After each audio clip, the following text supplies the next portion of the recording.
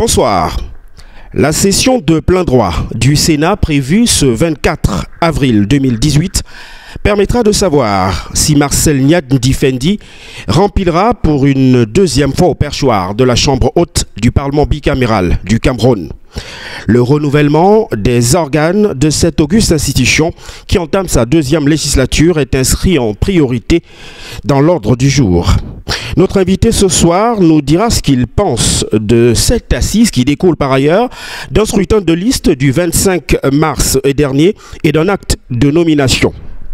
L'épuration de la dette intérieure, on en parlera, tout comme on évoquera le sujet sur l'assainissement du fichier solde de l'État. Notre invité ce soir, qui aspire donc à briguer la magistrature suprême, nous dira ce qu'il pense de ces deux questions d'actualité. Le fil d'Ariane de cette phase d'entretien ce soir, c'est bel et bien la convention de sa formation politique créée le 13 août 2012. Nous parlerons de l'idéologie de cette chapelle politique qui bouscule les codes et les traditions depuis son entrée sur la scène politique. Une ascension certes fulgurante, mais qui essuie depuis quelque temps quelques récriminations. Notre invité ce soir est professeur agrégé en droit.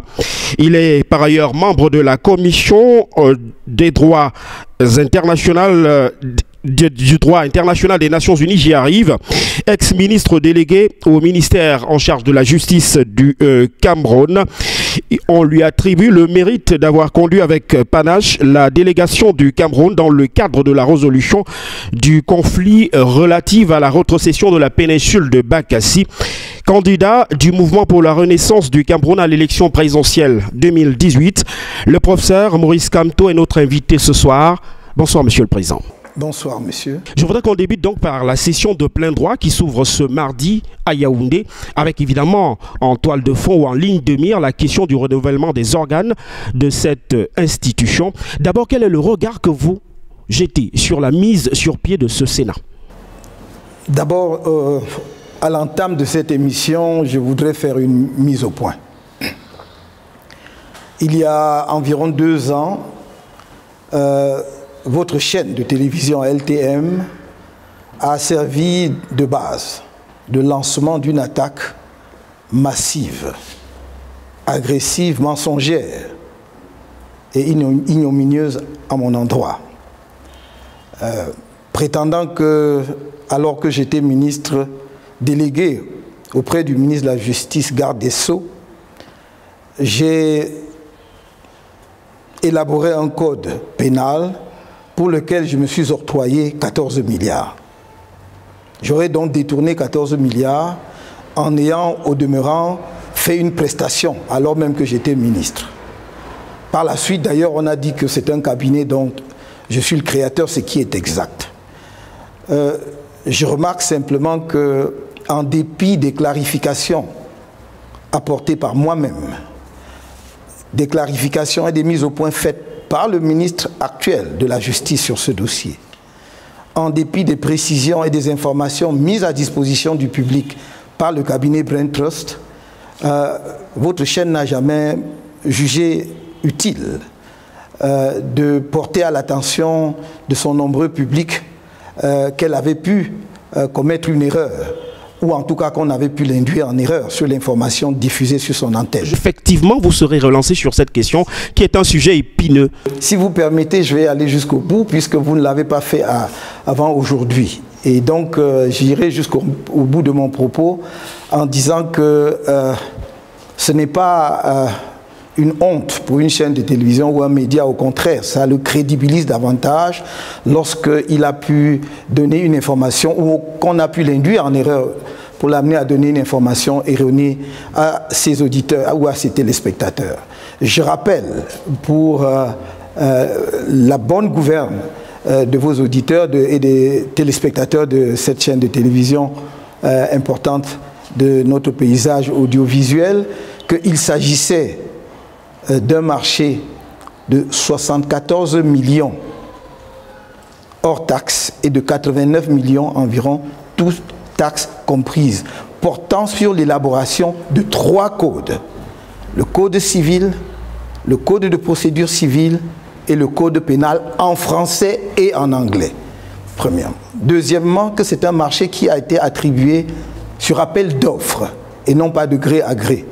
Qu'il y avait donc plusieurs cabinets qui avaient soumissionné et que le dépouillement s'est fait régulièrement au ministère de la Justice en présence des 10 cabinets, qu'ils n'ont jamais contesté, comme la législation le leur permet ou la réglementation le leur permet, contester l'issue du marché. Troisièmement, et cela est extrêmement important, que je n'étais pas membre de la commission de passation de marché du ministère de la Justice. Troisièmement, que j'étais hors du Cameroun en 2008. Lorsque le marché a été attribué, j'étais d'abord à Québec, représentant du Cameroun au sommet de la francophonie pour la révision du traité de l'OHADA. Ensuite, je suis allé à New York puisque j'étais le candidat du Cameroun à l'élection à la Cour internationale de justice et que je devais battre campagne. Ce qui explique effectivement ma relative longue absence du Cameroun, autorisée évidemment par le gouvernement de notre pays. Qu'à mon retour en décembre, lorsque je suis rentré et que l'on m'a dit que Brain Trust Cabinet, dont je suis un des fondateurs, était attributaire de ce marché, j'étais gêné aux entournures et je suis allé voir le garde des Sceaux, vice-premier ministre, ministre de la Justice, garde des Sceaux, pour lui dire, vous savez, j'ai appris que Brain Trust a gagné un marché, le marché de l'élaboration des codes. Il m'a dit oui. Il m'a dit, je lui ai fait remarquer que j'étais effectivement un des fondateurs de ce cabinet. Il a dit, on le sait. Et il m'a posé 3 questions, cher monsieur. La première, est-ce que le marché a été attribué sur appel d'offres ou de gré à gré? Et je lui ai dit, je crois que c'était sur appel d'offres. Il dit, c'est exact. Nous avons donc sélectionné le meilleur. Deuxièmement, est-ce que vous êtes membre de la commission de passation des marchés? J'ai dit non, parce qu'effectivement, je n'en étais pas membre. Le président était le secrétaire général du ministère de la Justice.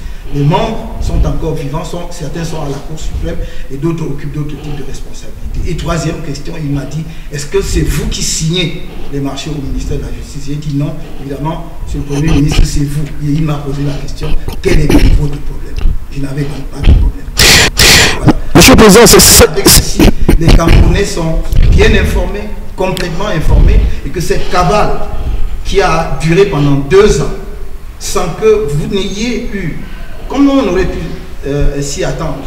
Je crois le réflexe même d'inviter la personne qui avait lancé cela sur votre propre chaîne pour lui demander quelle était votre source. Pourquoi avez-vous pu effectivement... D'où le but de notre démarche, ici à Yaoundé justement, c'est pour essayer, comme on dit souvent, de revenir sur cette question. Mais puisque vous insistez sur la mise au point, restons-y. Ce marché a été donc attribué à un cabinet dans lequel vous êtes cofondateur, vous l'avez vous-même dit. C'est un marché qui a été financé par l'Union européenne, il me semble. Très bien. Est-ce que au sein de votre cabinet, la constitution des différents membres fondateurs aurait pu influencer l'attribution de ce marché? Mais de quelle manière? Moi, j'étais... Monsieur le Président, vous savez que celui qui tient le cordon de la bourse est généralement celui à qui on attribue le marché. Est-ce qu'au sein de votre cabinet, il n'y a pas d'occidentaux qui auraient pu influencer justement l'attribution de ce marché? J'ai dit, cher monsieur, que j'étais au ministère de la Justice depuis le 8 décembre 2004, date de ma nomination au gouvernement comme ministre délégué. Je n'ai, et puis jusqu'à ce jour, plus jamais mis les pieds au cabinet Brain Trust. Plus jamais. Donc, vous, par votre question, vous accréditez peut-être sans vous en rendre compte l'idée selon laquelle j'aurais joué à 2 positions. Monsieur le Président, je me questionne. Oui, mais je réponds à votre question, cher monsieur. Je dis votre question laisse sous-entendre que j'étais ministre délégué, puis je suis allé au cabinet préparer un dossier pour soumissionner. Et je vous dis, cher monsieur, le cabinet était tenu par un gérant qui est resté le même depuis la fondation jusqu'à aujourd'hui, professeur agrégé de droit privé, qui avait déjà soumissionné à divers marchés, aussi bien dans l'administration camerounaise qu'auprès des organisations internationales. Parce que le cabinet Brain Trust, même pendant que j'y travaillais, a travaillé pour le PNUD, le Programme des Nations Unies pour l'environnement, pour la Banque mondiale, pour le secteur privé, plusieurs banques de la place. Je ne vais pas les citer. Plusieurs institutions bancaires de la place. Donc nous travaillions et nous ne vivions pas uniquement de la commande publique. Donc il faut que ce soit clair. Donc ce cabinet a monté son dossier et c'est peut-être cela justement qui fait la différence. C'était que c'était un cabinet expérimenté, fondé en 1994. Ce n'était pas un cabinet fondé la veille, créé pour la circonstance. Et peut-être certains concurrents mal préparés, justement, ont-ils été surpris par le professionnalisme. Alors donc, si vous voulez regarder la composition de l'équipe, allez, le ministre de la Justice, garde des Sceaux actuel, a dit que c'était la meilleure équipe possible en termes de compétences. Alors si vous voulez davantage d'informations, je ne sais pas pourquoi. Ce qui vous gêne, médias, d'aller vers les sources que j'indique depuis. Nous y allons, Monsieur le Président, nous y allons. J'ai presque envie de vous demander, pour vous relancer sur cette question, hein, puisque visiblement vous avez changé le protocole d'interview. Non, c'est un point important. D'où sort la rumeur de 14 milliards en réalité? Mais c'est à moi de vous poser la question. Mais que ça s'est répandu quand même sur les réseaux sociaux avant justement d'être peut-être mis en relief par quelques panélistes lors d'une émission de télévision sur nos antennes. Mais c'est une information qui avait déjà filtré. Et comment voulez-vous que je le sache? Alors que des journalistes viennent me demander d'où vient la rumeur qui me met en cause, qui m'accuse.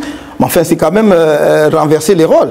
Je vous ai dit, j'ai entendu cette affaire, du moins à la date en question, parce que je crois qu'en 2013 ou 2012, on avait sur des publications confidentielles parlé de 40 millions d'euros, ce qui était environ 24 milliards, complètement ridicule.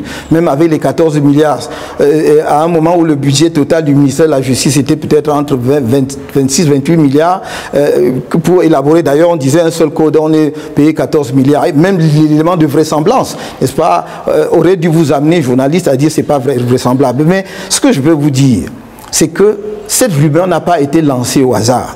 Cette rumeur éclate comme par hasard le 25 juin au soir, dans une de vos émissions en soirée.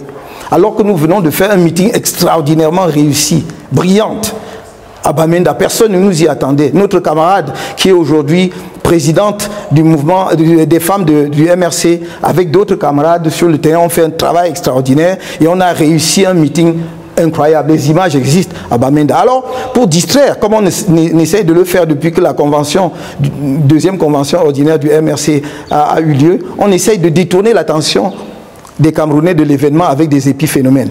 Vous voyez bien que même votre chaîne n'a pas parlé de notre meeting à Bamenda, parce que l'essentiel c'était 14 milliards. Donc d'une certaine façon, on peut dire que nos détracteurs ont réussi.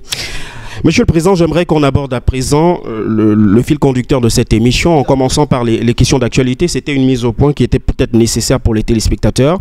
Parlons de ce Sénat, la mise sur pied de ce Sénat. En tant qu'observateur avisé, vous qui aspirez à la magistrature suprême, comment vous percevez la mise sur pied de cette institution? Premier constat que nous pouvons faire ensemble, le Sénat est devenu au Cameroun, et contrairement à la lettre et à l'esprit de notre Constitution, une chambre de représentants des communes et non pas des régions. Or, la lettre de la Constitution est claire. Le Sénat représente les régions. Ce qui veut dire que l'élection ou les élections au Sénat devraient être précédées par la mise en place des régions, puisque les conseillers régionaux font partie du corps électoral des sénateurs. Ça, c'est le premier constat. Maintenant, s'agissant des élections de mars 2018 qui ont permis justement l'émergence du Sénat actuel, on peut noter que le jeu qui avait pu permettre de croire en 2013 qu'il y avait un Sénat coloré avec une certaine opposition a disparu. C'était intenable. Et le propriétaire a tout repris, n'est-ce pas? Et donc, concédant au passage à l'opposition, on peut dire, si on est généreux, 7 sièges, parce qu'au fond, quand on dit que le RDPC a 87 sièges, le RDPC a 93 sièges, parce que tous ceux qui ont eu un siège de sénateur nommé par le président de la République sont des alliés officiels. Je ne parle même pas d'alliés officieux, mais d'alliés officiels du RDPC. Donc on se retrouve avec un Sénat obèse d'un parti qui est boulimique, qui ne se conçoit que dans l'unicité, dans l'unanimisme, alors même qu'on pense qu'on est entré dans l'ère du pluralisme. Vous avez parlé de l'esprit de la Constitution, c'est la réforme du 18 janvier 1996 très exactement. J'ai presque envie de vous demander, Monsieur le Président, en quoi la mise sur pied de cette institution est un problème, vu que cette Constitution, dans ses dispositions et dans son esprit, prévoit la mise sur pied de manière progressive des institutions. Non, je n'ai pas parlé de la progressivité. On parle d'une mise en place progressive. Je veux bien que l'on suive cette progressivité qui dure un quart de siècle. Mais soit, c'est pour cela que je dis qu'il dure un quart de siècle et qu'il peut continuer un siècle encore. Je crois que les Camerounais sont assez patients, ils attendront. Cependant, il y a une logique constitutionnelle. Donc, ne parlons pas de tout et en mélangeant ou en confondant tout. La mise en place progressive veut dire que si vous voulez mettre en place une institution dont la mise en place dépend de la mise en place d'une autre avant, vous mettez d'abord celle-là en place avant de mettre la suivante.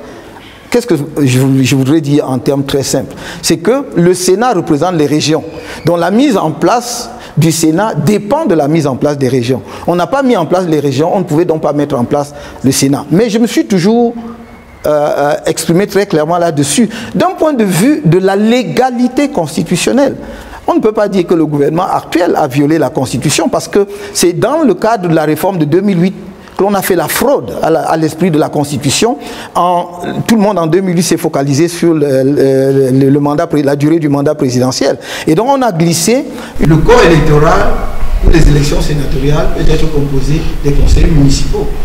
Quand vous avez une majorité qui torture la Constitution, qui prend des libertés, non seulement avec l'esprit, mais avec la lettre de la Constitution, parce qu'elle a une majorité incontrôlable au Parlement, ça donne ce résultat-là, où nous avons des dispositions contradictoires au sein de la même Constitution. Et c'est ça qui est déplorable pour notre pays. De la même façon qu'on ne manipule pas la justice d'un pays pour des finalités politiques, il faut se garder d'instrumentaliser la Constitution à des fins politiciennes, parce que pour des finalités politiques, il faut se garder d'instrumentaliser la Constitution à des fins politiciennes, parce que effectivement on fragilise la loi fondamentale qui est la loi suprême de notre pays, à laquelle on ne devrait toucher qu'avec d'infinies précautions et de façon exceptionnelle.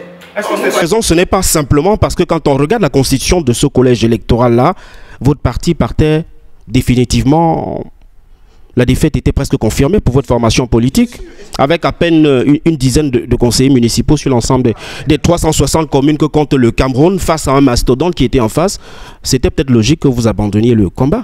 Pas à peine. Les 360 communes que compte le Cameroun face à un mastodonte qui était en face, c'était peut-être logique que vous abandonniez le combat. Je n'ai jamais fait mystère de cela, monsieur, donc vous ne révélez rien. Ce que je voulais dire, c'est qu'il n'est pas juste de dire avec à peine une dizaine, c'est 19, donc à peine une vingtaine, c'est plus correct.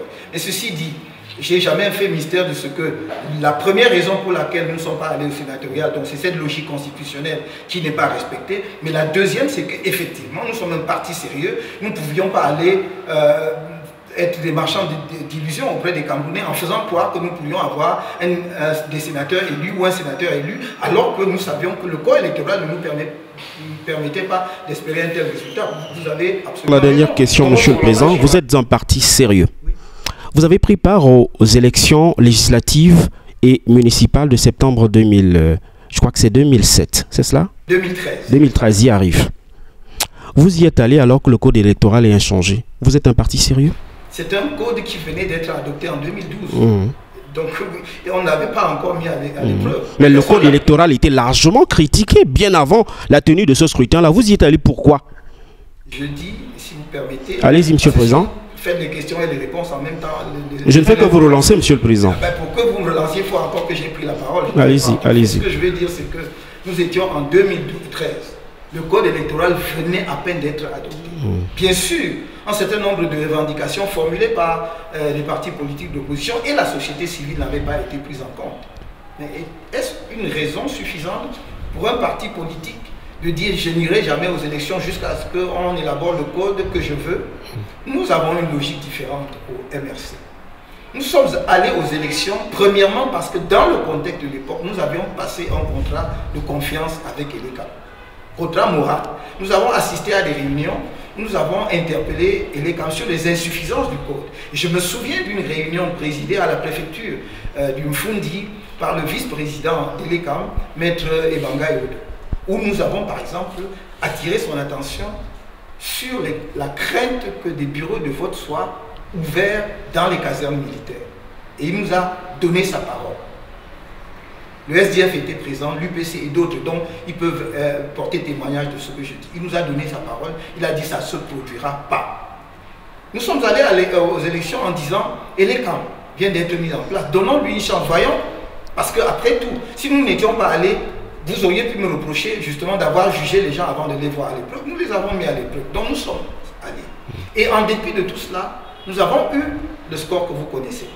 Et nous avons eu le score que vous connaissez avec un mauvais code. Nous avons eu un député à l'Assemblée nationale, d'après ce que le RDPC a bien voulu nous attribuer. Parce que nous savons que dans la capitale Yaoundé, nous avons gagné au moins la moitié des sièges, c'est-à-dire au moins 3 sièges sur 7. Comment vous le savez, Monsieur le Président, vous qui êtes légaliste? Nous avons des procès-verbaux, justement. C'est ça la différence. Très bien, vous savez que ces procès-verbaux n'ont aucune valeur, que c'est les procès-verbaux d'Élection Cameroun font foi. Non, Monsieur le Président, permettez que je vous relance de temps en temps. Sur quoi fondez-vous votre argumentaire? Vous qui êtes légaliste. J'ai fini. Très bien. Nous fondons nos résultats sur les procès-verbaux signés par tous les membres du bureau de vote. Qui n'ont aucune valeur. Qui n'ont aucune valeur, Monsieur le Président. Nous sommes d'accord là-dessus. Qui n'ont aucune valeur. Puisqu'à l'heure actuelle, seuls les procès-verbaux d'Élection Cameroun font foi. Vrai ou faux, Monsieur le Président? Vous voulez que je dise que vous avez raison et que je me taise? Je voudrais simplement comprendre. Vous dites qu'ils n'ont aucune valeur, laissez-moi donc. Allez, monsieur. Voilà. Ils n'ont aucune valeur en cas de contentieux. Vous comprenez? Ils n'ont aucune valeur en cas de contentieux électoral. Parce que, cher monsieur, les commissions départementales proclament les résultats sur la base de ces procès-verbaux. La Commission nationale de recensement arrête les résultats sur la base de ces procès-verbaux. C'est lorsque vous arrivez au contentieux que si le Conseil constitutionnel veut, il peut dire vous avez produit des procès-verbaux contraires à ceux de l'ECAM, je ne donne foi qu'à ceux de l'ECAM. Voilà comment il faut comprendre et lire le code. Alors, quand vous me dites, effectivement, si on lit de manière cursive, on peut arriver à la conclusion à laquelle vous aboutissez. Mais nous disons donc que nous avions gagné au moins la moitié des sièges à Yaoundé. Et un certain nombre de Camerounais bien pensants qui aujourd'hui tirent sans ménagement sur le MSC avaient été les premiers au lendemain, 2 ou 3 jours, disons, après le recensement des votes, à dire le MRC a partagé au moins les sièges dans la capitale. Je ne vais pas citer leur nom pour ne pas les embarrasser, ce n'est pas le sujet. Donc, nous sommes allés confiants.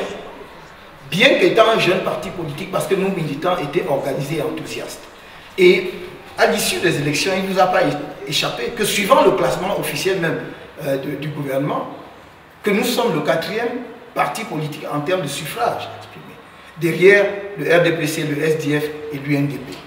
On fera le bilan de votre formation politique, Monsieur le Président, mais restons dans le cadre des questions d'actualité. Abordons celles relatives notamment à l'épuration de la dette intérieure. Vous êtes certainement au courant que l'État du Cameroun a décidé de payer quelques prestations, notamment aux entreprises locales. On a évoqué dans la presse le montant de 30 milliards de francs CFA. À votre avis, les PME au Cameroun sont de véritables leviers de croissance? Elles pourraient l'être. Et elles pourraient l'être davantage. Elles le sont. Parce que, après tout, combien de très grosses entreprises a-t-on au Cameroun? Pas beaucoup. Donc au final, ce sont les PME. Parce que si vous sortez des grandes entreprises agro-industrielles et de la grosse entreprise DDA qui transforme l'aluminium, la bauxite en aluminium, il n'y a pas énormément de grosses entreprises industrielles. Donc c'est le tissu des PME nationales qui en réalité portent notre économie. Raison pour laquelle il est extrêmement important d'être attentif à leurs préoccupations. Parce qu'elles devraient être prioritaires dans la commande publique, elles devraient être prioritaires dans l'épuration de la dette, parce que c'est elles qui créent les emplois. Ce sont ces petites entreprises qui emploient 5, 10, 15, 20, 50 Camerounais en réalité qui créent le plus d'emplois et qui créent la richesse, parce qu'eux, ils redistribuent directement à des personnes qui ont des familles en charge. Donc, il me semble que l'une des priorités du gouvernement devrait être de faire l'effort maximum qu'il peut pour épurer la dette intérieure. Cette épuration de cette dette intérieure, cette partie de la dette, on parlait de la dette de l'exercice 2016 et des années antérieures, est-ce que ça résout le problème des petites et moyennes entreprises? C'est une question de financement uniquement ou il y a une question également de formation? Vous mettez le doigt sur un point extrêmement important. Il y a un vrai problème de formation. Formation, pas simplement du personnel et des ouvriers comme on peut le penser souvent, formation des dirigeants de ces entreprises, des PME. Nos PME ne sont pas encore assez compétitives, surtout à l'international, parce qu'elles ne sont pas préparées à affronter la compétition. La plupart du temps, elles gardent une gestion familiale. Et donc, au fond, parfois on arrive à confondre la comptabilité de l'entreprise avec la comptabilité personnelle. Donc, il faut une vraie formation. Vous savez, quand les pays où les PME sont très fortes, comme l'Allemagne, comme même le Japon, en dehors des très grosses entreprises, sont celles où vous avez des chefs d'entreprise d'une dizaine d'employés, de 20 employés qui savent aller chercher des marchés à l'étranger. Donc, formation des dirigeants, mais également formation du personnel. Et c'est pour cela qu'au cœur de notre programme, de notre projet de société, du programme que nous proposons aux Camerounais, la formation est, je crois, le pilier, la colonne vertébrale. Pourquoi? Parce que notre système de formation entend reviser justement le mode de formation traditionnel actuel de la maternelle à l'université. Mais à côté de cela, il y a un deuxième pied qui est la formation professionnelle. Parce que l'orientation scolaire actuelle, qui effectivement met l'accent peut-être sur les humanités et d'autres choses qui peuvent nous amener à rêver, passe parfois à côté de l'essentiel qui est celui de donner des outils de la compétition à nos jeunes. Donc, on va avoir des instituts de formation professionnelle dans chaque département. Dans chaque département du Cameroun, il y en a 58, ce n'est pas hors de portée, de façon à ce que des jeunes, même ceux qui ont déjà reçu une formation, par exemple en droit ou en lettres, puissent changer de couloir par une formation dans ces instituts de formation professionnelle d'une durée allant de 6 mois à 24 mois au maximum pour acquérir une nouvelle formation, de nouvelles compétences. Et ça va se faire avec les PME. C'est faire un diagnostic, recenser les besoins des PME actuels et ceux à créer et faire des formations adaptées. Mais il y a un autre pilier à côté, il y a un sous-pilier à côté, c'est-à-dire les centres de métiers. Nos centres de métiers ne s'adressent plus uniquement à des gens qui ont fait des études secondaires, universitaires, mais c'est des gens qui ont le CEP, parfois qui n'ont même pas le CEP, mais qui veulent faire une formation de coiffeuse, de staffeur, de carreleur, d'ébéniste. Ils vont passer 3 à 18 mois au maximum dans ces centres de métiers pour acquérir des métiers. Et cette compétence professionnelle, cette compétence technique leur sera donnée par d'anciens, des gens qui sont parfois à la retraite, qui ont acquis vraiment de l'expérience et qui vont transmettre. Ces gens seront employés, même s'ils sont déjà à la retraite, sur la base de contrats à durée déterminée pour qu'ils puissent transmettre leur savoir. L'on sort de ce sujet, Monsieur le Président, pour aborder le troisième sujet dans l'ordre des questions d'actualité. D'abord, la question de l'assainissement du fichier solde de l'État. Vous êtes certainement au courant que le ministre des Finances va lancer une opération dès la fin de ce mois d'avril, notamment au niveau des guichets de banque, pour tenter justement de débusquer ceux qui continuent d'émarger sur le compte du Trésor public du Cameroun. D'abord, cette opération d'assainissement du fichier solde de l'État, ce n'est pas une nouveauté au Cameroun, mais le fait que l'on s'engage à ce qu'on appelle aujourd'hui un comptage physique, ce retour à une méthode à la limite rudimentaire, vous parle, vous? Ce n'est pas nouveau, vous l'avez bien dit et vous avez raison de le dire. Moi-même qui suis devant vous, j'ai déjà participé justement au recensement physique au moins 3 fois. Donc même le fait d'y ajouter l'adjectif physique ne change rien à l'affaire. C'est que, en fait, on recommence périodiquement cette affaire pour jeter de la poudre aux yeux. Si l'on veut rationaliser le fichier des agents du personnel de l'État, on sait comment le faire. On sait informatiser avec des clés de sécurité. Aujourd'hui, on vous a parlé d'Antilope, on a parlé de toutes sortes de systèmes qu'on a mis en place, JPS 1 et 2 et tout le reste. Sauf que, en fait, ce sont ceux qui sont techniquement en charge de ces systèmes qui ont en même temps les clés de sécurité. Et ils peuvent modifier à volonté. Il faut pas faire croire que nous sommes le seul pays au monde où on ne peut pas avoir un système informatique fiable, où la sécurité informatique est garantie. Nous ne sommes pas le seul pays au monde qui informatise le personnel de la fonction publique. Pourquoi au Cameroun ça ne marche pas? Pourquoi on arrive toujours à avoir des fraudeurs et effectivement à avoir presque, je ne sais pas moi, un quart ou un cinquième, pour être gentil, du personnel de l'État qui sont des fraudeurs qui ne devraient pas justement avoir un salaire payé par l'État à la fin du mois. Donc je pense qu'il faut que l'on soit sérieux dans ce que l'on veut faire. Si on veut vraiment réformer la fonction publique camerounaise, d'ailleurs ça ce n'est qu'une mesure cosmétique. Parlons de quelques solutions que vous suggérez justement pour un assainissement du fichier solde de l'État et l'amélioration de la qualité de la dépense publique. Oui, je vais vous donner un exemple. D'abord, l'informatisation est cruciale. Demain, si le MRC est en charge de gérer ce pays. Ou si les Camerounais me font l'honneur de faire de moi le prochain président de la République du Cameroun, la réforme de la fonction publique va commencer par une informatisation suivant les standards internationaux. Nous avons des Camerounais compétents pour le faire. Il y en a ici au Cameroun et dans la diaspora. Croyez-moi, on peut faire un système sécurisé. Et donc, à partir de ce moment-là, vous pouvez connaître le stock exact du personnel de la fonction publique et le stock exact des salaires des fonctionnaires. Et deuxièmement, il y a quelque chose de simple. Comment assurer au sein de l'État ce qui se fait déjà dans le secteur privé, même au Cameroun, c'est-à-dire le contrôle de la présence effective au travail. Dans le secteur privé, dans n'importe quelle entreprise bien organisée, vous arrivez avec votre carte, que vous passez dans une machine, qui indique effectivement l'heure à laquelle vous êtes arrivé et l'heure à laquelle vous partez. On n'a jamais pu faire ça dans l'administration camerounaise. Parce qu'on trouve toujours le moyen de mettre cela en panne. Personne ne veut que ça marche parce que en réalité, les gens viennent accrocher les vestes ou, pour ce qui est des femmes, mettre leur sac à main, repartent et reviennent 30 minutes avant la fin de l'heure normale du travail et repartent. Donc il faut que nous redevenions sérieux. Parce que la productivité ne doit pas être une exigence simplement du secteur privé, mais également du secteur public. Et je vais vous dire, pour accompagner cela, il faut, je vais dire la présence, il faut deux mesures, au moins. Premièrement, il faut revaloriser les salaires dans la fonction publique. Ne nous voilons pas la face.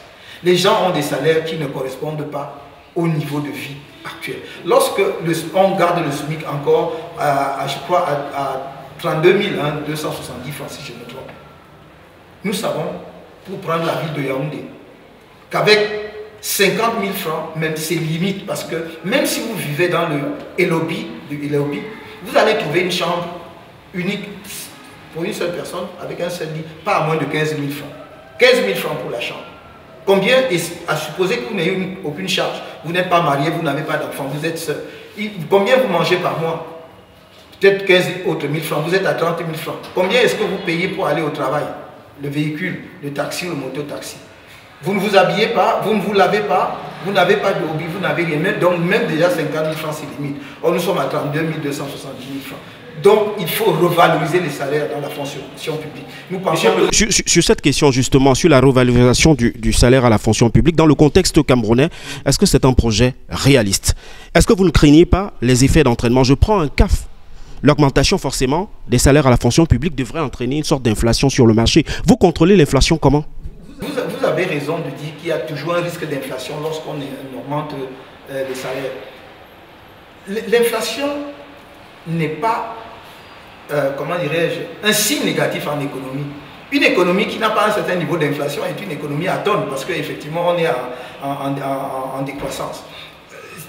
Dans tous les pays où la croissance est nulle ou négative, il n'y a pas d'inflation. Donc il faut un niveau d'inflation. Le problème c'est la maîtrise et le contrôle de l'inflation. Et vous dites, vous contrôlez l'inflation comment? Premièrement, en développant la consommation des produits locaux. Donc d'abord en accroissant l'offre locale du produit.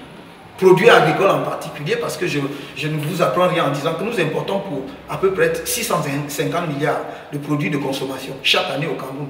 Rien que le sucre, hein, on est autour de 120 milliards, rien que pour le sucre. Donc nous pouvons accroître l'offre de sucre, nous avons les espaces appropriés pour cultiver, nous pouvons accroître l'offre de maïs, nous sommes en déficit de maïs, nous importons le maïs, etc. Nous pouvons accroître notre production de riz, etc. Donc vous accroissez cela, vous assurez une meilleure distribution, y compris dans les supermarchés, et vous allez voir que vous pouvez contrôler l'inflation, parce que l'inflation, c'est surtout justement lorsqu'il y a beaucoup d'importations.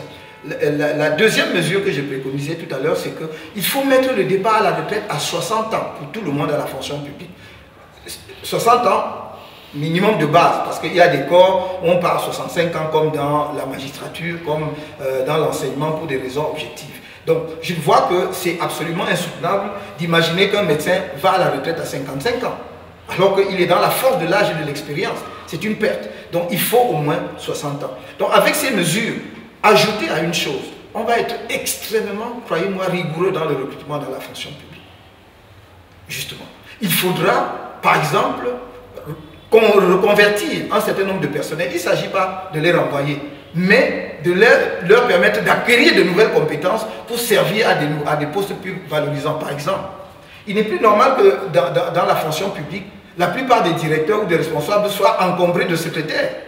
Parce que l'ordinateur aujourd'hui permet à chaque responsable de pouvoir taper son courrier directement, etc. Bon, on peut toujours avoir besoin d'une secrétaire, enfin d'une assistante, mais pas de 2, de 3, de 4 ou de 5, comme si on était à l'époque où on tapait à la machine à écrire. Donc, ces secrétaires, nous allons les récupérer, les former, leur donner des formations, comme je vous ai dit tout à l'heure, de 6 à 12 mois, pour qu'ils acquièrent de nouvelles compétences pour servir à d'autres niveaux dans l'administration. Donc voilà les mesures que nous entendons. Vous avez évalué le coût de ces 2 mesures? De quelles mesures? Celles que vous venez d'évoquer. La mise en œuvre de ces mesures, si jamais vous êtes porté... Oui. Quel coût ça a? Puisque la formation s'acquiert dans les structures que l'État met en place.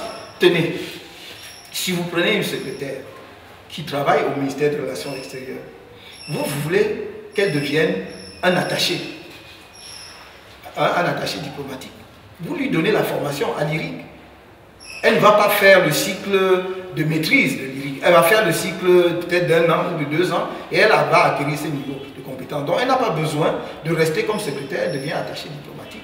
Donc ce n'est pas, il n'y a pas un coût particulièrement élevé. Sortons de ce sujet pour aborder la dernière question d'actualité dans le cadre de cette première phase d'échange relative à la mise sur pied d'une zone de libre-échange continental. Vous savez que plusieurs pays africains, notamment 47 très précisément, ont signé cette résolution-là en attendant évidemment que cela fasse l'objet de ratification dans les parlements de ces pays-là. Quel est votre regard sur cette résolution? L'idéal visé est excellent. Parce que si effectivement notre continent pouvait être une vaste zone de libre-échange, ce serait l'idéal. Mais pour l'instant, je parle d'idéal pourquoi? Parce que cette zone de libre-échange risque de se heurter très rapidement aux réalités de la diversité du niveau de développement économique des différents pays africains. Vous savez qu'un certain nombre de nos pays, sinon l'écrasante majorité, vit en grande partie des recettes douanières. Si vous faites une zone de libre-échange en Afrique, bien que les échanges, nous le savons, les échanges intra-africains sont faibles comparés à ce que nous exportons en dehors du continent, il reste que les recettes douanières, même venant d'autres pays africains, sont une source importante de financement du budget de l'État.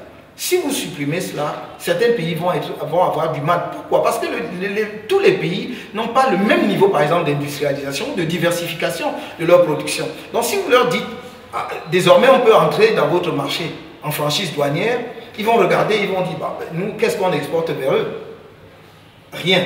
Donc quel intérêt avons-nous immédiatement à mettre cela en place? Donc je crois que les réalités, en fait, économiques, pas l'idéal visé, les réalités économiques risquent de ralentir ou de différer la mise en place. Mais je crois que nous sommes dans la bonne direction parce qu'il s'agit effectivement de construire une économie continentale, j'allais dire un espace de développement continental. J'ajoute, dernier point, que cette zone de libre-échange devra travailler de façon très très affinée, justement, le cordon douanier, donc à l'échelle continentale, c'est-à-dire autour de l'ensemble des pays qui auront signé. Sinon, les produits venant de l'extérieur du continent vont effectivement utiliser ça pour pénétrer en franchise sur nos territoires. Je donne par exemple, je vous donne un exemple. Si vous avez une zone de libre-échange continentale et qu'un pays, le Cameroun, crée une zone franche, de nombreux pays où un pays peut venir installer plusieurs entreprises, amène ses produits fabriqués dans son pays, reconditionne, refait le packaging, comme si c'était produit au Cameroun, et redistribue sur le marché continental à partir de la zone de libre-échange. Donc, il va falloir regarder beaucoup de choses de très près pour que des pays extra-continentaux n'utilisent pas cela justement pour affaiblir notre propre développement économique et industriel. Des questions thématiques, et on va certainement ouvrir cette phase d'échange avec l'actualité de votre formation politique qui a tenu sa convention il y a un peu plus d'une semaine très exactement. Au terme de celle-ci, il se dit que votre élection était à la limite un plébiscite. Est-ce qu'il y a eu un toilettage des textes avant la tenue de cette convention, notamment les dispositions de l'article 23 qui font du président naturel le représentant de cette formation politique à l'élection présidentielle? Merci de me donner l'occasion de reparler de cette formidable convention qui était la fête des militants du MRC, venant de toutes les régions du pays, venant de tous les départements du pays. C'était extraordinaire. Je pense que sans forcer les traits, tous les observateurs attentifs de la scène politique camerounaise ont apprécié ce moment exceptionnel de communion militante. Maintenant, je vais vous dire une chose, c'est depuis 2015 que j'ai dit, alors que les statuts d'origine du MRC disaient très clairement en leur disposition que vous venez de citer, que le président du MRC est le candidat du parti à l'élection présidentielle. Si, ça a changé, puisque dès 2015, j'ai dit que j'ai soumis au directoire une demande expresse à cet égard pour dire qu'il faut une dérogation à cette disposition disant que le président en exercice du MRC soumet sa candidature à concurrence pour la désignation du candidat à l'élection présidentielle. Ce que le directoire de notre parti a accepté. Nous avons ensuite intégré cela dans les statuts modifiés, parce que nous avons fait le toilettage de nos statuts pour rendre désormais justement la compétition dans la désignation du candidat du parti à l'élection présidentielle possible, en dehors même du fait qu'il y ait un président, puisque ce président peut soumettre sa candidature à la compétition. Bien sûr, j'y viens. Donc, ce texte a été adopté par les militants au début de la convention, le samedi 17, et c'est sur cette base donc, que nous avons fait. J'ajoute que l'information dont je vous parle a été mise en circulation au sein du parti depuis 2 ans, et qu'on a fait appel à candidature. Le secrétaire général de notre parti a diffusé cela largement. Les communiqués existent, si vous voulez en avoir la preuve, y compris dans la diaspora, pour dire vous êtes libre justement de former des listes et de présenter votre candidature pour être le candidat du parti à l'élection présidentielle. Alors maintenant, vous me demandez s'il y a eu compétition. Ma liste s'est trouvée être la liste unique. Je n'ai pas choisi. Pour un parti démocratique, c'est quand même d'une curiosité. Qu'est-ce qu'on fait avec toutes ces dispositions qui donnent l'opportunité aux militants de constituer des listes pour une élection comme celle-là? C'est quoi le candidat, professeur Kamto, fait peur aux militants de sa formation politique au point où personne n'est capable de constituer une liste concurrente? C'est moi qu'il faudrait blâmer ou bien ceux qui peut-être... Vous êtes à la tête du parti? Oui. Je constate qu'il n'y a pas eu de liste concurrente. Ça ne vous inquiète pas? Pourquoi ça devrait m'inquiéter? Vous êtes élu avec une écrasante majorité? Élu quand même. Alors je voulais vous dire, donc permettez-moi de terminer mon Allez-y. propos. Parce que devant cette situation, on aurait pu m'élire par acclamation. J'ai demandé et j'ai insisté pour qu'il y ait élection. Pourquoi? Parce que nous savons qu'il y a eu, y compris dans ce pays, y compris au sein du parti qui dirige le pays, lorsqu'il était parti unique, dans des localités où un candidat unique a perdu les élections, ou une liste unique a perdu les élections. Donc lorsque vous faites des élections, monsieur, ce n'est pas parce que vous êtes candidat unique que vous gagnez automatiquement. Si l'élection est sincère et se fait au bulletin secret, ce qui était le cas, nous avions des enveloppes, nous avions des isoloirs. J'ai envie de vous demander justement, monsieur le président, est-ce que ce n'est pas une entorse à la démocratie auquel tient le MRC, de savoir finalement que son président est reconduit à la tête de cette formation politique et le porte-étendard à l'élection présidentielle sans qu'il n'y ait de concurrent? Qui fait entorse à la démocratie? Je vous repose la question, monsieur le président. Donc vous me posez, vous dites, est-ce que ce n'est pas une entorse? Je voulais savoir... C'est une question. Vous êtes à la tête du parti. Si j'ai fait entorse, parce que dites si la question s'adresse à moi, ou si c'est l'entorse des militants, ou si c'est l'entorse... Je vous pose cette question parce que tout à l'heure, et c'était justement à dessein, lorsqu'on parlait de la majorité à la limite obèse et soviétique du Rassemblement démocratique du peuple camerounais au sein du Sénat, vous avez semblé vous offusquer, mais vous ne vous offusquez pas de constater que vous êtes élu sans concurrent. Ce n'est pas la même chose. Parce que là où le RDPC arrive à obtenir des majorités obèses, il n'est pas seul. Il est face à d'autres concurrents. Et ce n'est pas la fraude qu'il obtient.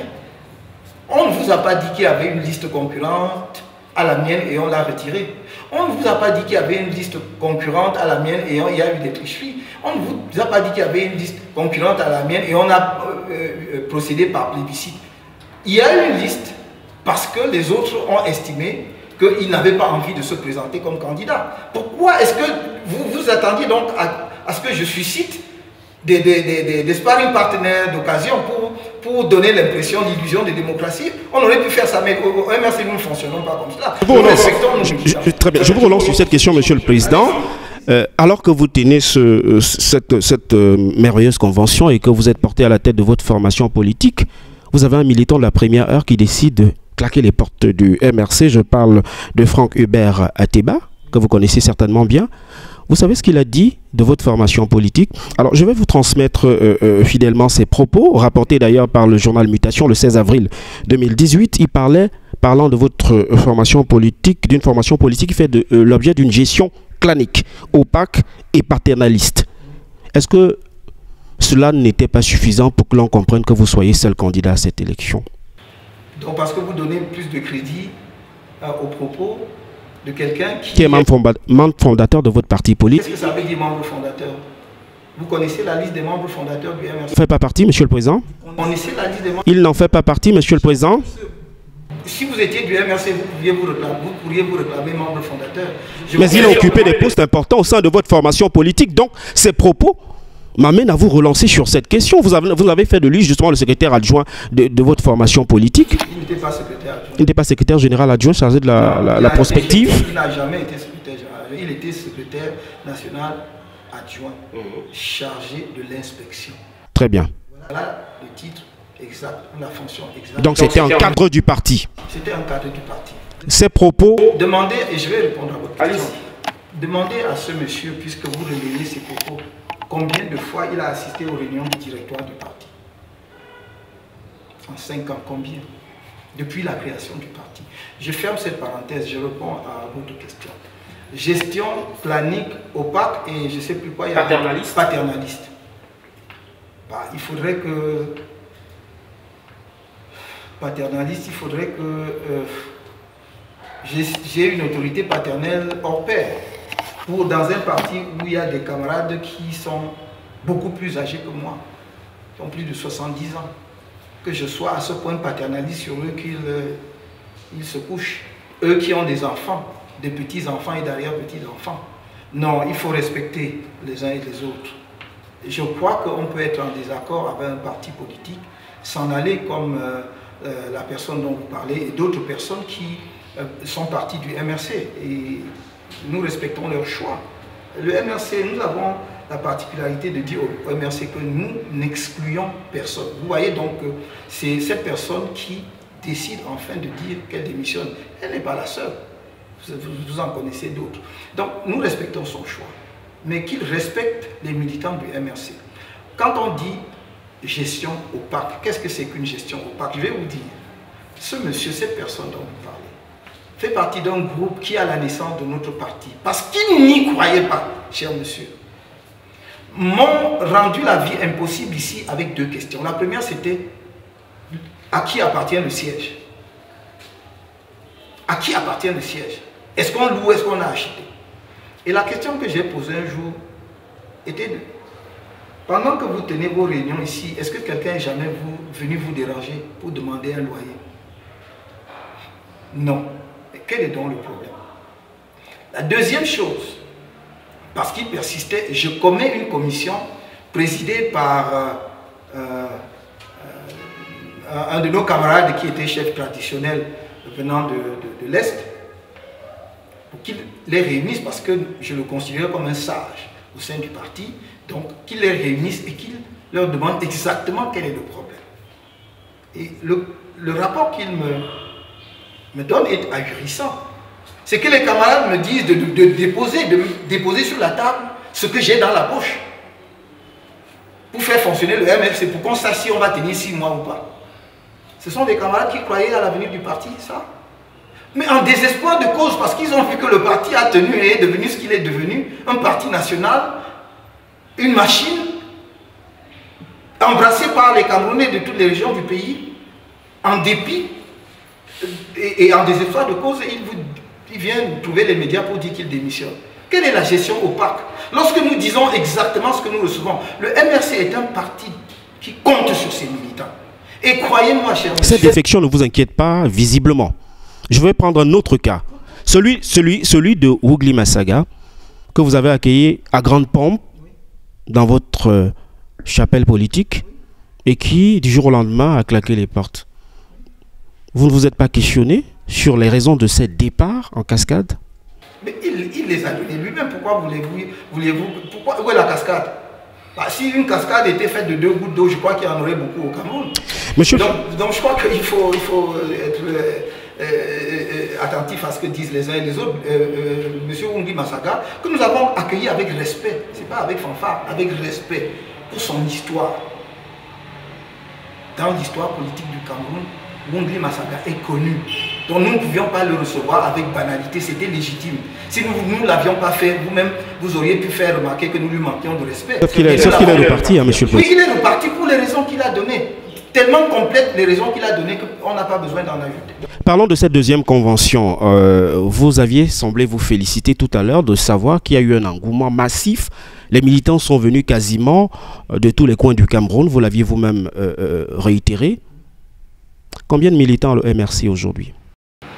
Ça, vous poserez la question au secrétaire national. On n'a pas eu le temps de faire un inventaire avec la tenue de cette deuxième convention. Vous savez pas le nombre de militants que vous avez? Non, parce que ce ne sont pas les militants qui viennent à la convention, ce sont les délégués. Si c'était les militants, il n'y aurait pas assez de place.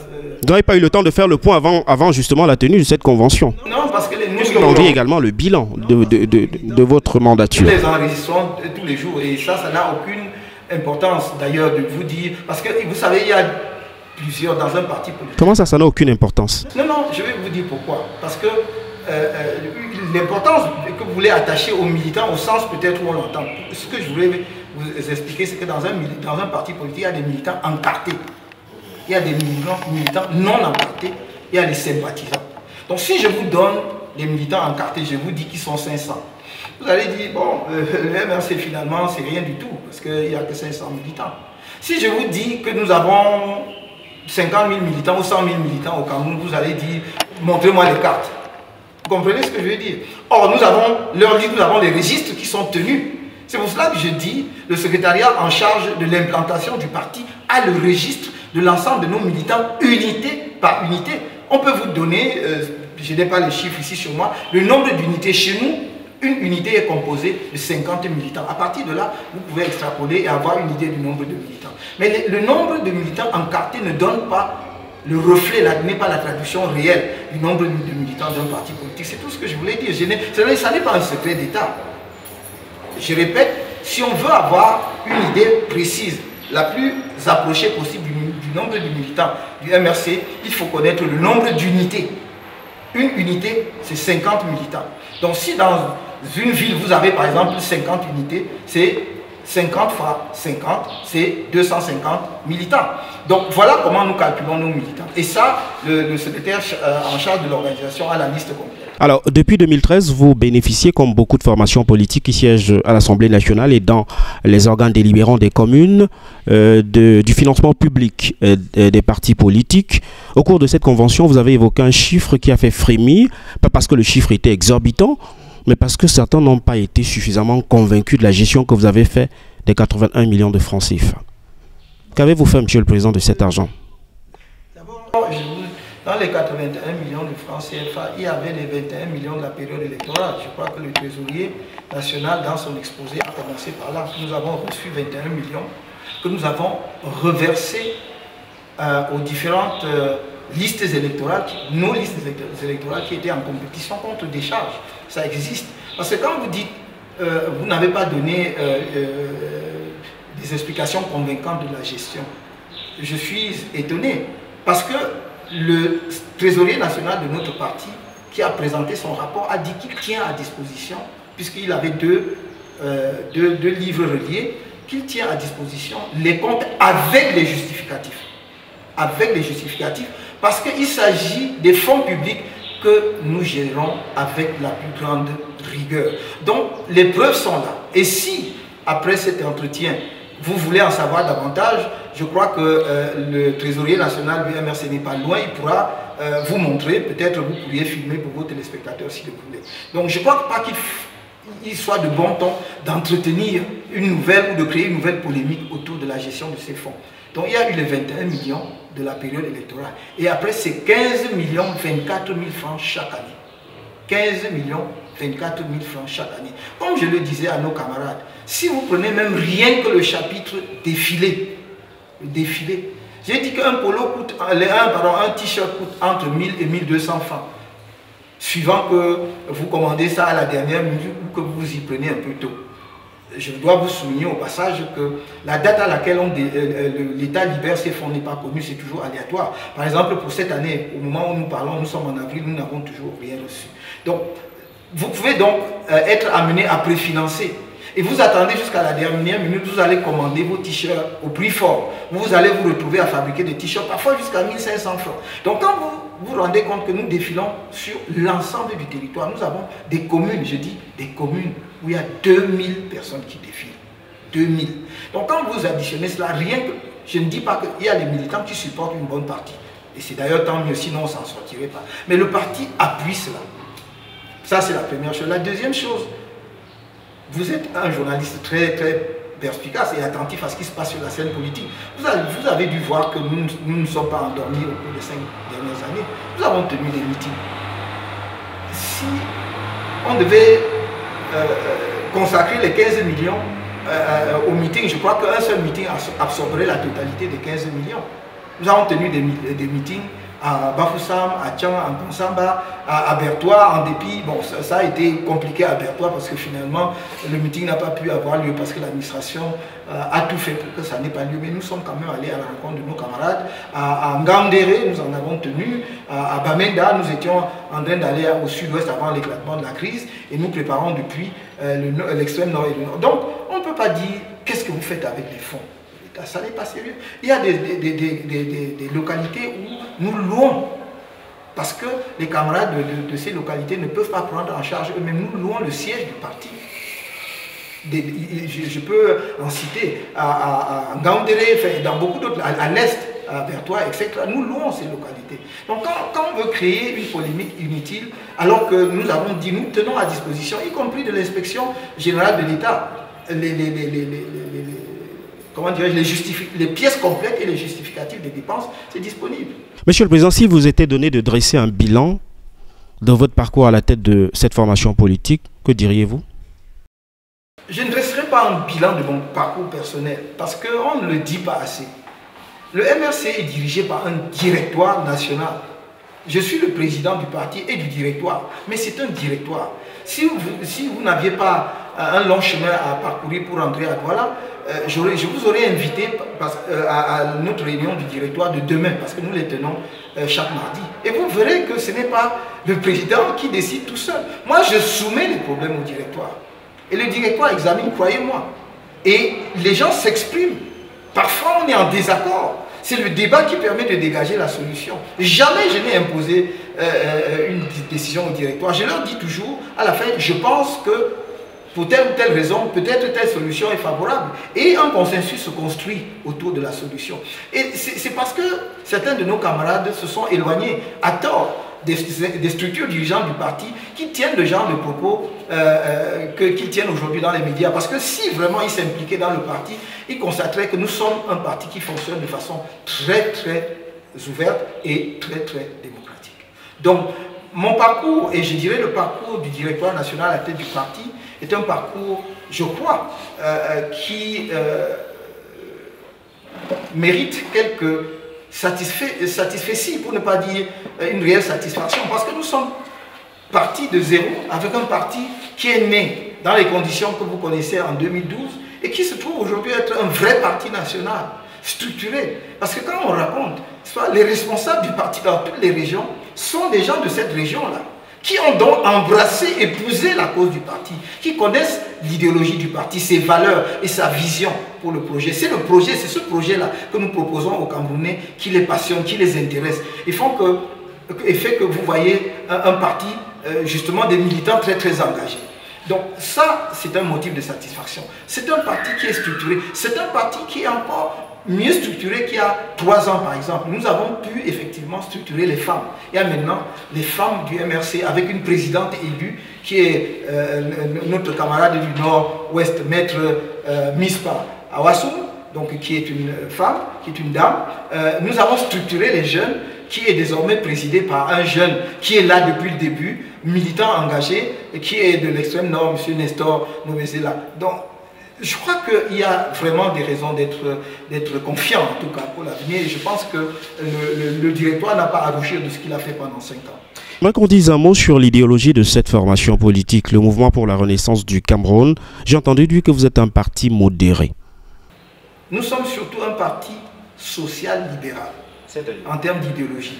C'est-à-dire un parti qui, après avoir fait une évaluation des différents courants idéologiques qui traversent les scènes politiques du monde, pas uniquement la scène politique camerounaise, en est arrivé à la conclusion que le socialisme dans sa conception du 19e siècle, et je dirais même jusque dans sa conception de la fin du 20e siècle, socialisme n'est plus tenable aujourd'hui. Parce que nous le voyons bien, même des pays qui étaient communistes, mais pas seulement socialistes ou sociaux-libéraux, pas sociaux-démocrates, mais vraiment communistes, aujourd'hui ont été, par la force des choses, amenés à s'ouvrir au libéralisme, parce que le libéralisme a l'avantage de permettre à chaque individu de laisser éclore son génie, son talent, de laisser éclore sa créativité, et donc à chaque personne de produire de la richesse, de produire au maximum de ses capacités. Et le socialisme est la dimension de solidarité qui vient corriger, et l'État justement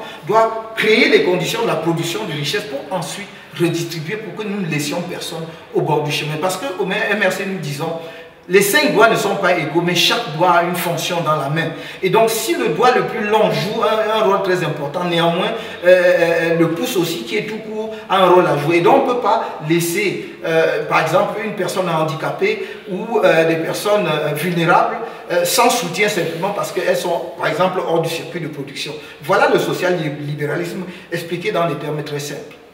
Êtes-vous favorable aux accords de partenariat économique signés entre le Cameroun et l'Union européenne, puisque vous êtes social-libéral? Non, je l'ai dit. Pourquoi non? Parce que cela expose notre économie avant même qu'elle se soit structurée, organisée pour affronter la compétition. Il n'y a pas de précédent dans l'histoire où on signe des accords pour ouvrir son marché avant d'avoir mis ses propres entreprises en ordre de bataille pour affronter la compétition. C'est comme si vous alliez à un match de football avec une équipe super puissante. Ce n'est pas finalement l'une des qualités qu'on reconnaît au Parti social-libéral, d'ouvrir le marché. Ah non, non. Les sociaux-libéraux, certes, ouvrent le marché, mais précisément après avoir préparé leur économie à affronter la concurrence. Je vous donne un exemple. Et même les États-Unis, je veux dire, qui ne sont même pas sociaux-libéraux, eux, c'est le libéralisme. C'est même le néolibéralisme, n'est-ce pas? En particulier avec le gouvernement actuel ou les autres gouvernements républicains sous Reagan, par exemple. Pourtant, ils protègent. Il n'y a pas plus protectionniste que lorsque, par exemple, leur agriculture est menacée, ils ne se privent pas. D'ailleurs, parce qu'ils sont super puissants, ils n'ont même pas besoin de l'avis des autres. Ils établissent des barrières ou mettent des normes qui limitent justement l'importation des produits chez eux. Regardez la Chine. La Chine, après la mort de Mao et le départ de la bande des 4, comme on les appelait à l'époque, la veuve Mao et les 3 autres, lorsque Deng Xiaoping reprend l'économie, qu'est-ce qu'il dit? Il dit, ah, moi j'ai 1,2 milliard de Chinois à nourrir. Et je vois que le communisme, dans sa conception initiale, ne permet pas de le faire. Il installe les 6 zones de développement économique spécial. En fait, ils sont des enclaves du capitalisme dans l'immensité du communisme chinois. C'est là qu'ils font le transfert de technologie, ils happent la technologie, ils reçoivent des financements. Ces 6 zones étaient installées, une en face de Hong Kong, l'autre en face de Macao, l'autre en face de Taïwan, etc. Ils ont capté à la fois les capitaux et la technologie, développé le tissu économique chinois. Pendant 30 ans, personne ne savait ce qui se passait en Chine, puisque la Chine était fermée. L'industrie chinoise s'est musclée, et lorsqu'ils ont été prêts, à la fin, au milieu des années 90, ils ont ouvert. Voilà, c'est pour cela que nous disons, tout ce que nous disons, ce n'est pas de vivre fermé, c'est de dire préparons, vous parliez tout à l'heure des PME, préparons les PME camerounaises à affronter la compétition, permettons-leur d'acquérir la technologie, d'avoir les compétences, comme vous disiez tout à l'heure, en termes de formation, et d'avoir sur le plan du financement les fonds nécessaires pour développer, et ouvrons. Restons dans le cadre des déclarations qui ont été faites au cours de cette deuxième convention. Certains observateurs ont dit que vous versiez dans du populisme lorsque vous parliez de la dépouille de l'ancien président de la République, que vous souhaitez rapatrier, lorsque vous parliez également de la résolution de la crise dite anglophone. Je crois... Des déclarations d'un homme politique. Je suis homme politique, donc je ne peux pas dire que ce ne sont pas des déclarations d'hommes politiques. Mais... Vous savez que les hommes politiques ont la particularité de faire des promesses qu'ils ne tiennent presque jamais. Bon, j'espère que les Camerounais me mettront à l'épreuve. Et la seule façon de me mettre à l'épreuve, c'est de faire de moi le prochain président de la République du Cameroun. Je peux leur garantir qu'ils ne seront jamais déçus. Parce que, si vous avez d'ailleurs dit tout à l'heure, quand on me tient pour quelqu'un de modéré, justement parce que je ne sombre pas dans la facilité. J'ai dit aux Camerounais ce que nous pouvons faire ensemble. Mais revenons à ce que vous avez dit. Il n'y a que ceux qui ne m'écoutent pas attentivement qui peuvent croire que je disais ça pour la première fois.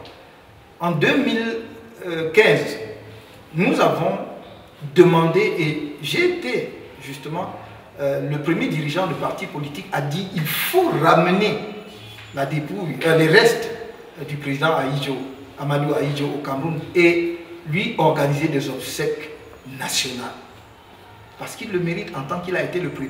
Est-ce que votre prédécesseur à l'heure actuelle, ou alors celui qui occupe le palais des Toudi à l'heure actuelle, révèle que c'est une question d'ordre familial qui peut justifier que jusqu'à présent, cette dépouille ne soit pas revenue au Cameroun? Il a dit cela.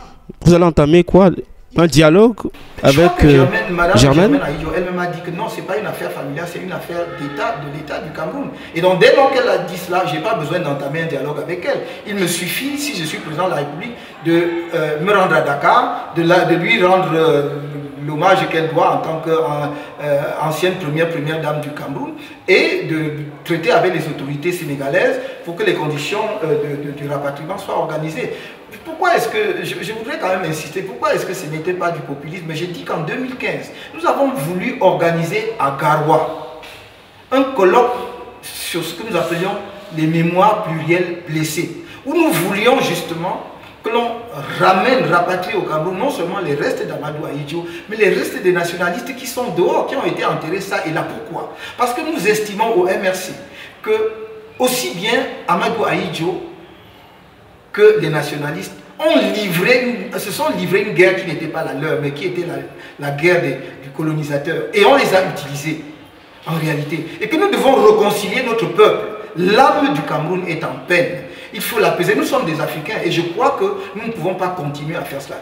Du reste, je dis, demain si, je ne sais pas que je souhaite que quoi que ce soit lui arrive, mais demain si je suis vivant, alors que l'actuel président de la République a rendu l'âme, pour rien au monde, je n'accepterai que sa dépouille reste à l'étranger si les gens veulent le laisser à l'étranger. Donc il ne s'agit pas d'Amadou Ahidjo, c'est une position de principe, c'est une position logique. Quand on a dirigé à ce niveau-là un pays, on fait partie de ce que j'appelle le patrimoine commun, c'est le bien commun de ce pays, avec ses faiblesses et ses forces. C'est ce discours que je voudrais faire passer à mes compatriotes camerounais. C'est un discours de rassemblement, mais c'est surtout un discours de responsabilité. Pour ce qui est de la crise anglophone, je ne vois pas où est la démagogie, franchement. Dire que je ne peux pas dormir tranquille quand des Camerounais tirent sur des Camerounais, c'est la démagogie? Non, je n'arrive pas à trouver le sommeil. Quand je sais que des soldats camerounais, agissant dans leur, comment dirais-je, dans leur bon droit, c'est-à-dire dans le cadre de leur mission, je ne critique pas cela, sont amenés, pour une raison ou pour une autre, à tirer sur d'autres Camerounais qui, à tort, et je dis bien à tort, ont pris des armes contre eux. Ce n'est pas parce que les autres ont tort que ça me donne la paix dans le sommeil. Ce n'est pas la démagogie. Quand je dis que ce n'est pas normal que nous puissions rester tranquilles alors qu'il y a des Camerounais qui dorment dans les forêts parce que leur domicile et leur village ont été réduits en cendres, que nous avons des compatriotes qui souffrent dans des camps au Nigeria, ce n'est pas la démagogie. Je dis que nous avions la possibilité d'éviter cela. Et que maintenant que cela est arrivé, nous avons la possibilité de régler. Pourquoi nous ne le faisons pas? J'ai toujours dit, humblement, que j'étais disposé, si on pouvait penser que je pouvais être utile en quoi que ce soit, à faire partie de ceux qui peuvent rechercher la solution à ce problème. Il n'y a aucune démagogie. Et je terminerai simplement, si vous donnez 30 secondes, en disant que si je suis en capacité de diriger le Cameroun demain, ce sera le problème numéro 1 sur mon agenda politique. Et dans les 3 mois qui suivent, l'accession au pouvoir... Il y a un aggiornamento du code électoral actuel. Vous en avez d'ailleurs fait votre cheval de bataille. On va y revenir. Le code actuel, il est comme il est. Il a ses imperfections. Monsieur le Président, êtes-vous favorable dans un contexte pareil à une alternance par l'insurrection? Non. Je n'ai jamais été favorable à une telle modalité d'accession au pouvoir. C'est pour cela que, en dépit du fait que certains propos tenus par les putschistes de 1984 étaient fondés dans leur diagnostic de la situation, leur geste, le moyen choisi est radicalement condamnable. Il n'y a aucune compréhension possible lorsqu'on organise le coup d'État dans un tentative de coup d'État ou de coup d'État dans un pays. Ce ne sont pas, de par mon éducation et ma formation, je ne suis pas naturellement enclin à ce genre justement de modalité d'accession au pouvoir. Donc, c'est pour cela que dès sa création, le MRC a toujours dit nous voulons le changement par les urnes dans la paix. Beaucoup n'y croyaient pas, mais nous avons persévéré et les Camerounais nous ont compris et aujourd'hui ils adhèrent massivement. C'est pour cela que c'est dès 2013 que nous avons commencé à mobiliser massivement les gens pour aller s'inscrire sur les listes électorales. Si vous avez bien remarqué, vous verrez que le nombre d'électeurs avait quand même augmenté entre 2011 et 2013. C'est grâce aussi au travail, pas à nous seuls, mais grâce aussi au travail que nous avions fait. Et nous nous sommes réjouis de ce que d'autres Camerounais ont rejoint ce mouvement pour effectivement mobiliser les Camerounais à s'inscrire sur les listes électorales. Nous avons une vraie chance d'obtenir l'alternance par les urnes au Cameroun. Et je peux vous assurer que l'un de vos chevals de bataille, c'était notamment la réforme du code électoral. Vous avez même émis quelques propositions. On parle d'une proposition de loi qui a été introduite à l'Assemblée nationale, ensuite au Sénat. J'ai presque envie de vous demander, c'était beaucoup de zèle, Monsieur le Président, compte tenu de votre présence. On parle pratiquement d'un député à l'Assemblée nationale face à la machine du Rassemblement démocratique du peuple camerounais. C'était juste pour essayer, pour tâter le terrain, comme on parle trivialement au quartier. Vous pensiez qu'une telle démarche aurait pu aboutir, traverser le simple palier de la conférence des présidents?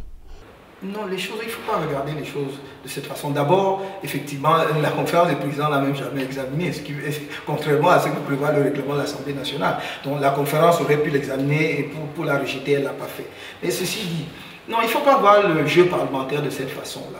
Le jeu parlementaire veut que les députés examinent, ce sont les élus de la nation. Donc en réalité, on part de l'idée que quand ils agissent, quand ils adoptent des lois, ils les adoptent dans l'intérêt de la nation. Et nous pensons d'ailleurs toujours que le code électoral fait partie des questions qui ne concernent pas un parti politique en particulier, qui concernent l'ensemble des acteurs du système politique. C'est-à-dire vouloir que les règles soient claires, vouloir par exemple que celui qui sort vainqueur des élections ou de l'élection présidentielle par exemple ait une légitimité suffisante grâce à des élections à 2 tours n'est pas quelque chose à laquelle les députés du parti dominant ne peuvent pas être sensibles. Donc nous pensions que si effectivement le jeu parlementaire se déroulait normalement, on pouvait soumettre cela au débat. Quitte à ce que l'Assemblée dit, après avoir examiné pour telle ou telle raison, nous rejetons. Et je peux vous dire que nous avions rédigé le projet de loi, la proposition de loi, pardon, de façon à ce qu'elle ne soit pas recalée par des dispositions pertinentes de notre Constitution. Par exemple, lorsque une proposition de loi a pour conséquence de créer une dépense, elle doit indiquer les recettes. Voilà pourquoi je vous demande si ce n'était pas zélé, monsieur le Président. Vous connaissez la configuration de la conférence des présidents. Vous avez un seul député à l'Assemblée nationale, le RDPC est ultra majoritaire au sein de la conférence des présidents puisqu'il y a un groupe parlementaire. Est-ce que ce n'était pas du zèle? Je vais prendre un autre exemple. Peut-être, je crois que je vous ai répondu. Nous sommes dans l'arène politique, hein? Oui, oui, non, j'ai dit, je vais prendre un autre exemple. Peut-être ne me suis-je pas bien fait comprendre. Laissons la révision du code électoral. Est-ce que ce serait incongru qu'un député de l'opposition, même d'un parti qui, comme le MRC, n'a pour l'instant qu'un député à l'Assemblée nationale, fasse une proposition de loi, par exemple, portant sur la consommation du tabac? Et je pense que oui, parce que c'est une question d'intérêt national qui intéresse tous les Camerounais. Au regard du fonctionnement de cette institution, Monsieur le Président. Non, je voulais dire... Je voudrais justement qu'on se limite un peu au fonctionnement de cette institution. On sait que les missions de l'Assemblée nationale ou encore du Sénat aujourd'hui, c'est de légiférer et de contrôler l'action du gouvernement. Vous avez vu prospérer depuis la mise sur pied de l'Assemblée nationale une seule proposition de loi, même émanant du RDPC. C'est pourquoi je vous demande, est-ce que ce n'était pas suffisamment zélé de votre part? Est-ce que le RDPC a fait des propositions de loi? Le SDF... Mais ils n'en ont jamais fait. Oui, non, jamais fait. Peut-être par 4 que les seules lois qui sont votées à l'Assemblée nationale, vous le savez mieux que moi, vous êtes un expert en la matière, ce sont des projets de loi émanant de l'exécutif. C'est pour ça que je me demande, vous qui avez un singleton à l'Assemblée nationale, vous ne trouviez pas ça suffisamment courageux? Je vous ai expliqué, je dis, le code électoral est une question d'intérêt national. Nous avons toujours pensé que tous les partis politiques pouvaient se retrouver là-dessus. C'est d'ailleurs pour cela que, avant même cette proposition de loi ou après elle, nous avons adressé une correspondance à tous les partis politiques, y compris le RDPC, en disant réunissons-nous pour nous pencher sur le code électoral et nous accorder justement sur des dispositions qui permettent de garantir au Cameroun des élections justes, transparentes et sincères, de façon à éviter des crises électorales, des crises post-électorales au Cameroun, car c'est de cela dont il est question. Parce que, écoutez, les troubles post-électoraux, aucun pays n'a intérêt à ce que cela lui arrive. Et généralement, ça arrive parce que, justement, le code étant mauvais, on conteste.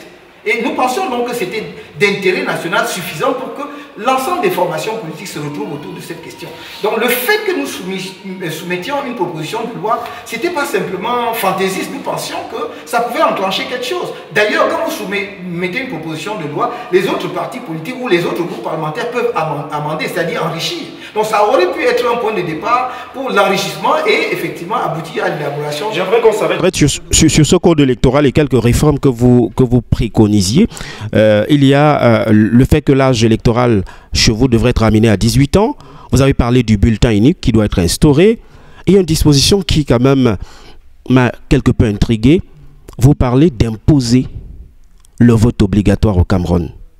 Monsieur le Président, j'ai presque envie de vous demander, l'abstention n'est-il pas la preuve de la vitalité d'une démocratie? L'abstention, c'est le refus par un citoyen de prendre part au jeu démocratique. Et nous pensons, puisque vous parliez de la réalité de chaque pays, nous pensions qu'il est anormal que dans un pays d'environ 25 millions d'habitants, nous n'atteignions pas 10 millions d'électeurs. En réalité, nous devrions avoir entre 13 et 15 millions d'électeurs au Cameroun. Nous n'en avons que 7, 7,5 peut-être. Et c'est à peine la moitié de ce en quoi notre pays est en droit de s'attendre comme corps électoral. Donc du coup, il y a comme une sorte de désintérêt et de désaffection. Et l'incivisme peut être également électoral. Et donc c'est pour cela que nous disons qu'il faut que les Camerounais aillent, peut-être de par une contrainte normative, aillent s'exprimer sur le choix de leurs dirigeants. Se disant, nous n'inventons rien, beaucoup de pays, y compris des pays développés. Moi, j'aime pas toujours faire référence à des pays développés, mais il y a de nombreux pays de vieille démocratie où le vote est obligatoire. Je ne crois pas qu'ils soient moins démocrates que nous, qu'ils soient moins attentifs aux droits et libertés que nous. Mais nous constatons que c'est avec beaucoup de peine. Et vous voyez l'énergie que tout le monde y a mis, les partis politiques, des mouvements qui se sont créés pour mobiliser les gens à s'inscrire sur les listes électorales, mais même là, je ne crois pas qu'on atteindra 8 millions d'électeurs. Et donc, il y a un problème. Nous disons, il ne faut pas que les Camerounais se réfugient dans la léthargie, qu'ils aillent dans leur chaumière et pleurer, et avec la fameuse formule, on va faire comment? Avez-vous dressé un diagnostic de la situation avant d'évoquer cette disposition dans la réforme du code électoral que vous souhaitiez? Est-ce que vous ne vous êtes peut-être pas rendu compte que l'offre politique au niveau de l'opposition n'intéressait pas l'opinion nationale dans sa globalité? Ça pouvait justifier justement ce désintérêt de la chose politique. Ça veut dire que celle de la majorité est encore plus inintéressante, parce que si elle était davantage intéressante, elle pourrait mobiliser aussi beaucoup d'électeurs. Bon, donc on constatera que ni la majorité ou le gouvernement, ni l'opposition n'a d'offres politiques intéressantes. Ça veut dire que de façon générale, la classe politique camerounaise est incapable. Donc il faut imposer le vote obligatoire. Mais nous avons noté au MRC que dans cette incapacité générale, peut-être nous émergeons un peu de l'eau parce que notre offre politique nous a permis d'avoir le niveau actuel d'inscription sur les listes électorales. Monsieur le Président, on va sortir de cette phase d'échange dans le cadre de cette émission, malheureusement, qui tire vers son terme, avec une question toute simple. Votre petit frère Cabral vous a appelé depuis ? Pas encore, mais je ne désespère pas. Je crois qu'il peut prendre le temps qu'il faut. Je suis patient. Merci en tout cas de nous avoir accordé votre attention dans le cadre de cette livraison d'un fauteuil pour vous sur les antennes de la télévision du Monde. Je rappelle qu'on recevait le professeur Maurice Kamto, qui est le président du Mouvement pour la Renaissance du Cameroun. Il est candidat à l'élection présidentielle 2018. Merci de nous avoir accueillis au sein du siège de votre formation politique. C'est moi qui vous remercie. C'est tout pour cette édition d'un fauteuil pour vous ce mardi à mardi prochain.